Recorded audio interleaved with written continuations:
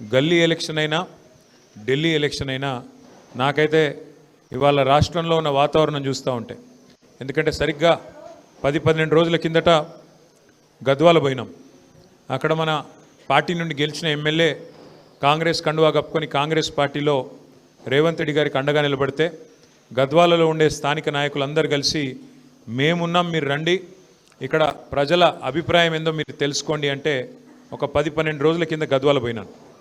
తర్వాత నిన్న అచ్చంపేటలో అక్కడ గతంలో మన పార్టీ నుంచి 2 సార్లు శాసనసభ్యుడిగా గెలిచిన నాయకుడు పార్టీ మారితే అక్కడ కూడా స్థానిక నాయకత్వం మేమందరం ఉన్నామన్నా, ఒక నాయకుడు పోతే ఏమీ అయ్యేది లేదు పోయేది లేదు, మీరు రండి మా సత్తా చూపెడతామంటే నిన్న అచ్చంపేట పోయినా.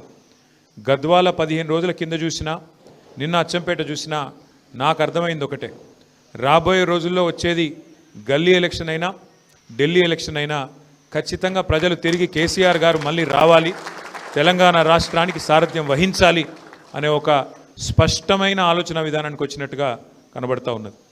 ఇవాళ మీరు చూస్తూ ఉన్నారు, గ్రామాలలో రైతులు ఏ పరిస్థితిలో ఉన్నారో మీరు చూస్తూ ఉన్నారు.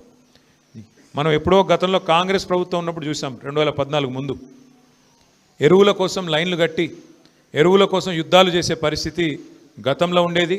మళ్ళా కాంగ్రెస్ వచ్చింది అంటే మళ్ళా అదే పరిస్థితి వచ్చింది. ఎరువుల కోసం చెప్పుల జాతరలు, ఎరువుల కోసం ముష్టి యుద్ధాలు చేసుకునే పరిస్థితి కాంగ్రెస్ ప్రభుత్వం వచ్చిన తర్వాత మళ్ళీ వచ్చింది. కాబట్టి రైతులు ఆగ్రహావేశాలతో ఉన్నారు గ్రామాల్లో. మహిళలు మరి మాకు ఇవ్వాల్సిన 2500 రూపాయలు ఇస్తానని చెప్పారు 100 రోజుల్లో, ఇయ్యట్లేదు అనే కోపం మీద మహిళలు ఉన్నారు. వృద్ధులు 4000 పెన్షన్ అన్నారు, ఇంకోటి అన్నారు, అరిచేతిలో స్వర్గం చూపెట్టి ఓట్లు వేయించుకున్నారు. ఇప్పుడు పత్తా లేరని చెప్పి వృద్ధులు వితంతువులు ఎవరైతే పెన్షన్దారులు ఉన్నారో ఆసరా పెన్షన్ అందుకున్న వాళ్ళంతా కోపంగా ఉన్నారు.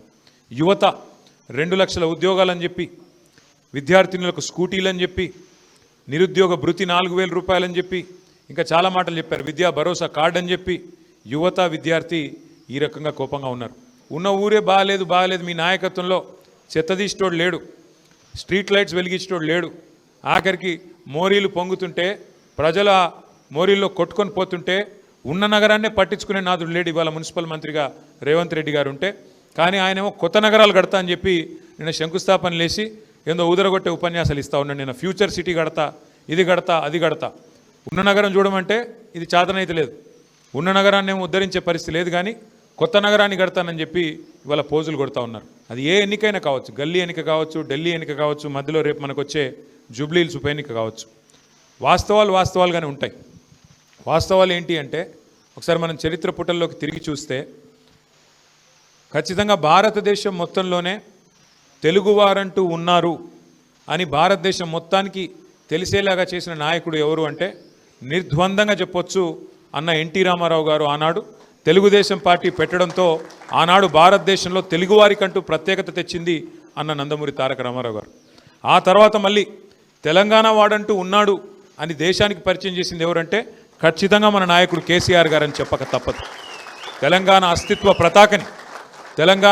పతాకని మరి పతాకాన్ని హిమాలయాల స్థాయిలో ఎగరేసి ఒక ప్రజా పోరాటాన్ని నిర్మించి 14 సంవత్సరాల పాటు అప్రతిహతంగా పోరాటం చేసి రాష్ట్రాన్ని సాధించడమే కాదు, సాధించిన ఆ రాష్ట్రాన్ని అభివృద్ధిలో 10 ఏళ్ల తన పాలనలో అగ్రభాగాన పెట్టింది కేసీఆర్ గారు. మీ అందరికీ తెలుసు, మరి ఎన్నికలు ఎప్పుడొచ్చినా ఏ రకంగా వచ్చినా ఎదుర్కోవడానికి పార్టీ ఎప్పుడు సిద్ధంగానే ఉంటుంది. మరి ఇప్పుడు స్థానిక సంస్థల ఎన్నికలు వచ్చాయని చెప్తున్నారు, అది కూడా ఎదుర్కొందాం. ప్రజల మతిమరుపు మీద కాంగ్రెస్ పార్టీకి అపారమైన విశ్వాసం ఉంది. వాళ్ళు ఏమనుకుంటున్నారంటే మేము ఎన్నికల ముందు చెప్పినవన్నీ ప్రజలు మర్చిపోయారు, ఎన్నికలకు ముందు ఏదైతే మేము అరచేతిలో వైకుంఠం చూపెట్టి ప్రజల్ని మోసం చేసి ఓట్లు తెచ్చుకున్నామో ఆ విషయం అంతా ప్రజలు మర్చిపోయారని చెప్పి కాంగ్రెస్ పార్టీ వాళ్ళు అనుకుంటా ఉన్నారు. ఎన్ని మాటలు చెప్పారో కాంగ్రెస్ వాళ్ళు మర్చిపోయారు, కానీ ప్రజలు మర్చిపోలేదు. అందుకే నిన్న ఒక వినూత్నమైన కార్యక్రమాన్ని తీసుకున్నాం. ఎన్నికలకు ముందు కాంగ్రెస్ పార్టీ ఇది మా గ్యారంటీ అంటూ గ్యారంటీ కార్డుల పేరిట ఏదైతే గారడీ చేసిందో, పెద్ద మనుషులకి 4000 పెన్షన్ ఇస్తామని, మహిళలకి 2500 ఇస్తామని, రైతులకు 10,000 కాదు 15,000 రైతు బంధు ఇస్తామని, కేవలం అసలుదారులకే కాదు కౌలు రైతులకు కూడా 15,000 ఇస్తామని, రైతు కూలీలకు 12,000 ఇస్తామని, ఆటో అన్నలకు 12,000 ఇస్తామని, ఇట్లా నోటికి ఎంత వస్తే అంత 2 లక్షల ఉద్యోగాలని యువతకి, నిరుద్యోగ భృతి 4,000 ఏదైతే చెప్తూ పోయినారో వాటన్నిటి విషయంలో మళ్ళీ ప్రజలకి ఒక్కసారి తిరిగి గుర్తు చేయడానికి కాంగ్రెస్ గ్యారంటీ కార్డుల పేరిట చేసిన డ్రామాని గుర్తు చేయడానికే నిన్న మనం మన పార్టీ నుంచి కాంగ్రెస్ బాకీ కార్డు, అంటే కాంగ్రెస్ బాకీ కార్డు అంటే ఏ వర్గానికి ఎంత బాకీ పడ్డారు, రైతులకు ఎంత బాకీ పడ్డారు, అట్లాగే రైతులకు ఎంత బాకీ పడ్డారు, అట్లాగే మహిళలకు ఎంత బాకీ ఉన్నారు, అట్లాగే మన తమ్ములకి చెల్లెలకి ఎంత బాకీ ఉన్నారు, అట్లాగే వృద్ధులకి వితంతులకి పెన్షన్దారులకి ఎంత బాకీ ఉన్నారని చెబుతూ ఇవాళ కాంగ్రెస్ బాకీ కార్డు పేరిట రైతు భరోసా ఎంత బాకీ పడ్డారు, నిరుద్యోగులకు ఎన్ని ఉద్యోగాలు ఎంత బాకీ పడ్డారు, ₹1,00,000 కేసీఆర్ గారు పెళ్లికిస్తే కళ్యాణ్ లక్ష్మి పేరిట షాదీ ముబారక్ పేరిట మేము తులం బంగారం ఇస్తామన్నారు. మరి ఇప్పుడు 8 లక్షల పెళ్లిళ్ళు అయినాయి, 8 లక్షల తులాల బంగారం బాకీ పడ్డాడు రేవంత్ రెడ్డి కాంగ్రెస్ ప్రభుత్వం. ఇట్లా ప్రతి వర్గానికి ఎంత బాకీ ఉన్నది ఈ ప్రభుత్వం అంటూ ఈ బాకీ కార్డులు నిన్నటి నుంచే ఒక ఉద్యమ రూపంలో ఇంటింటికి మనిషికి చేర్చడానికి మనం తీసుకున్నాం. నేను సోమాజిగూడలో నేను లక్ష్మారెడ్డి గారిని కోరుతా ఉన్నాను, రమణ గారిని కోరుతా ఉన్నాను. వాళ్ళు చెప్పినారు ఎన్నికలకు ముందు అభయహస్తం అన్నారు, మమ్మల్ని గెలిపించండి మాది అభయహస్తం అన్నారు. ఇవాళ ప్రజలకు అర్థమైపోయింది ఇది అభయహస్తం కాదు, భస్మాసుర హస్తం, ఇది శూన్యహస్తం, దీనివల్ల ఒరిగేదేం లేదని అర్థమైంది.